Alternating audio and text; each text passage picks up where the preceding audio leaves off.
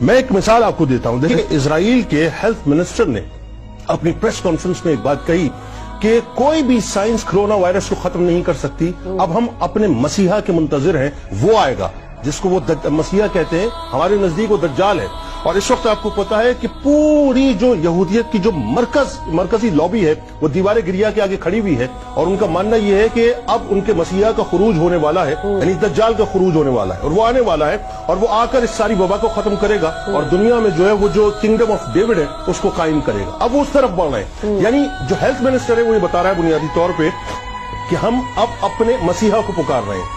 दूसरी तरफ आप पोप फ्रांसिस को देखें कि उसने क्या कहा। उसने कहा कि मैं दुनिया के तमाम कैथोलिक से ये कहता हूं कि वो खड़े होकर दुआ करें, इज्तिमाई तौर पे दुआ करें और जीसस को पुकारें कि इस वबा को इस वक्त जीसस टाल दें। मेरा मानना ये है कि मैं बहुत ही अकीदे से बात करने जा रहा हूं। मुझे तकलीफ है, मेरा दिल कुड़ता है कि मैंने देखा कि मेरा काबतुल्लाह बंद हो गया, मैंने देखा कि मस्जिद नबवी बंद हो गई।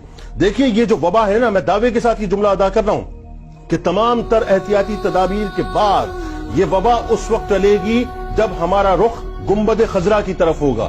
याद रखिएगा कि आने वाली मुसलमानों पर तमाम उफ्ताद, तारीख गवाह है, कभी भी मस्जिद नबवी को बंद करने से नहीं बल्कि मस्जिद नबवी के गुंबद के रोशनदान को खोलने से हल हुई है।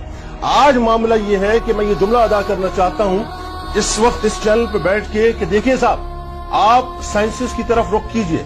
क्या करेंगे आप रुख करने के बाद? एंटी वैक्सीन बन जाएगी, लेकिन एंटी वैक्सीन या एंटी वायरस जो है काम उस वक्त करेगा जब अल्लाह की मशीयत उसमें शामिल होगी। जब पोप फ्रांसिस का अकीदा यह है कि जीसस हमारी मदद करेंगे, जब यहूदियों का अकीदा यह है कि हमारा मसीहा आएगा, तो हमारा ईमान इस बात पर क्यों नहीं है कि गुंबद खजरा के मकीन जो है हमारी दादरसी करेंगे और इस वबा को टालने के लिए अल्लाह की बारगाह में हमारे लिए इस्तिगासा पेश करेंगे। होना यह चाहिए इस वक्त कि मैं ये चाहता हूं कि साहब, हो सकता है मेरी बात पहुंचे कि दुनिया के जितने भी मुस्लिम सरबराहान हैं, कमोबेश 57 ममालिक हैं। देखिए साहब, एक फैसला कर लीजिए।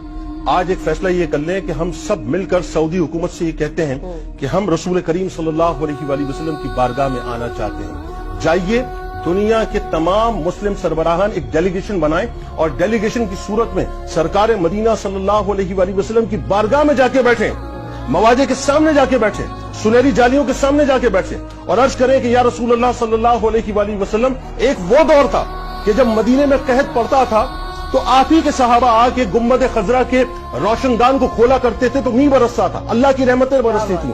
आप अल्लाह के महबूब हैं, आप अल्लाह के प्यारे हैं, ये कायनात आपके लिए बनाई गई है। हमने अपने गुनाहों के बोझ को अपने कांधों पर लाद के आज ये फैसला कर लिया कि आपकी बारगाह में आ जाए। हम आ गए आपकी बारगाह में, अपने हथियारों को सरेंडर कर दिया, अपनी साइंस को सरेंडर कर दिया, अपनी टेक्नोलॉजी को सरेंडर कर दिया, अपनी ताकतों को सरेंडर कर दिया, अपनी पगड़ियों को आपकी बारगाह में रख दिया, अपनी हुकूमतों को बारगाह में रख दिया। या रसूल अल्लाह, मुसलमानों पर भी करम फरमा दीजिए और दुनिया में जहां जहां आपके उम्मती बसते हैं सब पर अपना करम फरमा दीजिए।